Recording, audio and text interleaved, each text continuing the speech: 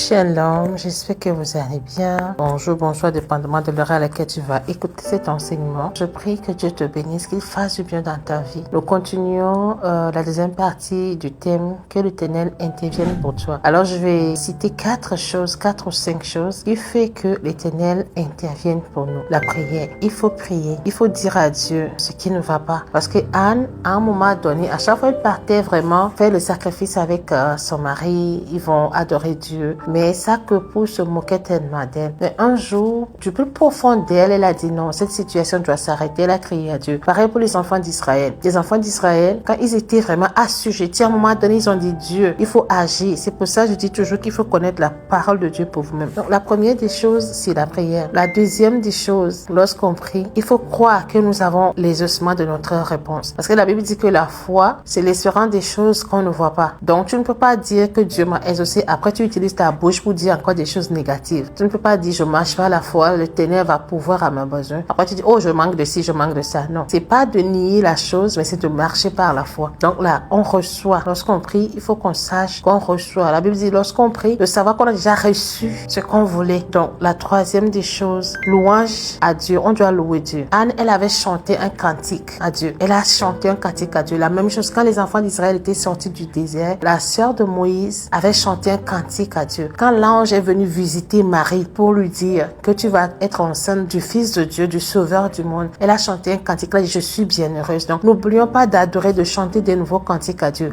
C'est pas seulement quand tu es à l'église que tu chantes, c'est pas seulement quand tu écoutes les chansons sur YouTube. Quand on loue Dieu, il s'en fout de notre voix. L'essentiel c'est qu'on lui rend hommage. Donc la première des choses, il faut prier. La troisième des choses, il faut utiliser la foi, sachant que nous avons déjà la réponse à la chose avant de demander. La troisième des choses, il faut louer Dieu. Et la quatrième des choses, il faut donner sa promesse. La Bible dit c'est mieux de ne pas promettre que de promettre et de ne pas l'honorer. C'est mieux de ne pas faire de promesses. Ne dis pas à Dieu, oh Seigneur, quand tu vas faire ceci, je vais donner. Ne promets pas quelque chose que tu ne peux pas donner. Dans le cas de Anne, elle a dit, Seigneur, si tu me donnes un enfant, je veux te le donner. Et c'est ce qu'elle a fait. Peut-être aujourd'hui, tu es parti demander un enfant. Tu as demandé à Dieu de te donner un enfant. Mais cet enfant, il faut consacrer l'enfant à Dieu. Aujourd'hui, je ne pense pas qu'on va encore aller mettre un enfant dans un temple comme on le fait. Mais cet enfant-là, tu sais que chaque décision que tu dois prendre concernant cet enfant, tu dois demander à Dieu. Peut-être tu penses que cet enfant va devenir docteur. Dieu te dit non, cet enfant, peut-être c'est un styliste. Tu laisses l'enfant. C'est le Saint-Esprit qui dirige la vie de cet enfant. C'est comme ça que tu peux donner ta promesse. Ou tu dis, Seigneur, si tu m'aides, je vais faire telle offrande. Si tu m'aides, je vais aider les pauvres. Quand Dieu va te donner la promesse, n'oublie pas ce que tu as promis. N'oublie pas ce que tu as promis. C'est pour ça que c'est bien d'avoir un journal, d'écrire les choses dedans. Donc après, tu vas te rappeler. Il y a quelqu'un que j'ai accompagné dans la prière. Il avait prié pour des choses, mais il devait recevoir une somme d'argent. Quand la somme d'argent est venue, il a oublié des choses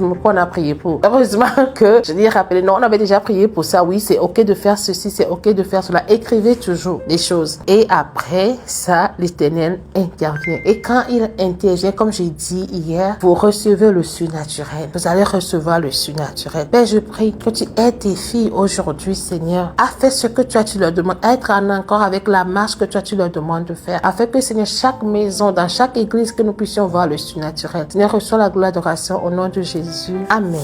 Que Dieu vous bénisse. Je vous retrouve demain. Si ce message vous a fait du bien, n'oubliez pas de partager, n'oubliez pas de commenter. Et si vous avez des requêtes de prière, laissez un commentaire. Je me ferai le plaisir de prier pour vous. Que Dieu vous bénisse.